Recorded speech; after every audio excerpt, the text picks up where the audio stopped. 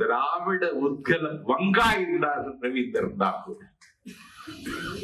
இந்த பெயர் எதுவும் படிக்கவில்லை, ஆமைக்கறி மட்டுமே சென்றிருக்கிறார்.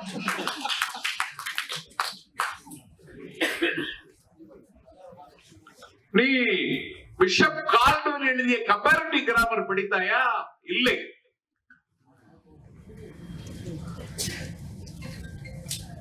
நீ சூரிய நாராயண சாஸ்திரியார் பரிமார் கலைஞரை படித்தாயா? இல்லை. நீ பன்மணி புலவர் அப்பாத்துறை நூலை வாசித்தாயா?